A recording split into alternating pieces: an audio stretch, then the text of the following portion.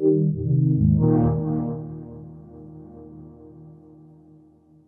I'm Matt Nava. I'm the creative director at Giant Squid Studios, and I am currently developing a game called Abzu. Let's start by actually talking about your background and some of the games you worked on in the past. Sure. I got into the games industry as the art director on a game called Flower, and after that, I worked on a game called Journey. Those are both from a company called That Game Company. I worked as the art director on those two games and learned everything I know about game design and development during the production of those titles. How is that impacting your goals heading into Abzu?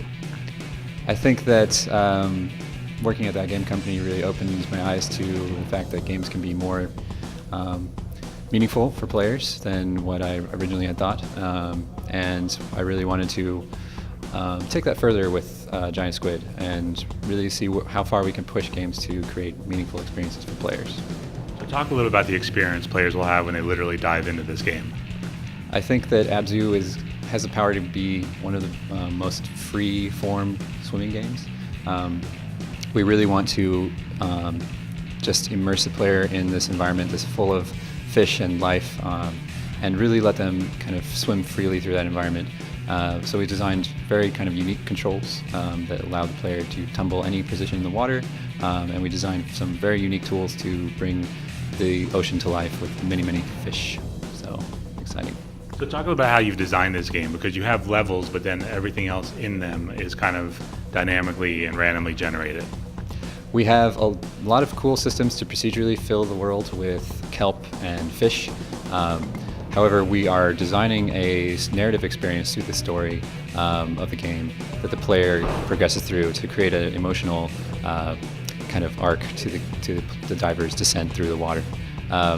So it's this balance between narrative and giving the player the ability to linger in these environments and soak up the atmosphere. There's no anything pushing you, rushing you forward. You can go at your own pace, but if you want to, you can move forward and progress the story. So. What is the basic story? The diver must go deeper into the water to discover her true purpose and to solve the mysteries of the deep. Much more beyond that, we want to leave it to the players to discover. When it comes to challenges, I mean, are there going to be sharks and those types of predators within the waters that you dive? There's no fail state for the player. The diver doesn't die and have to restart the game. We are designing other systems to create attention in the game that don't take you out of the timeline.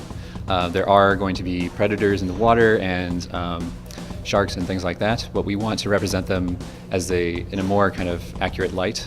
Sharks get a really bad rap in a lot of media, and they're a lot more complex. So we want the game to reflect that they're multifaceted creatures.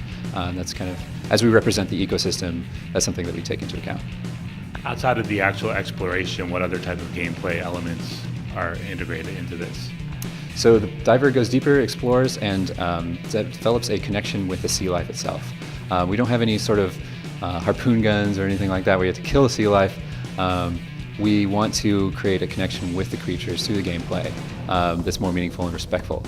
So a large component of the game is actually interacting with the creatures, discovering what you can do with them, and kind of developing that connection.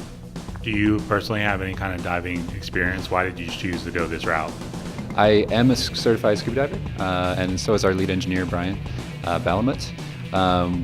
When I was in high school, I went scuba diving and off the coast of California at Anacapa Island and met a sea lion underwater who swam around me and came up right to my mask, put his nose on my mask, has amazing connection with this creature.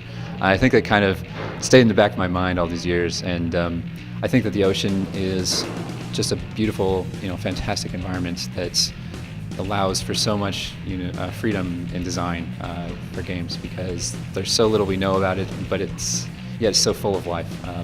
There's just so much possibility, so that's why we chose this environment for the game.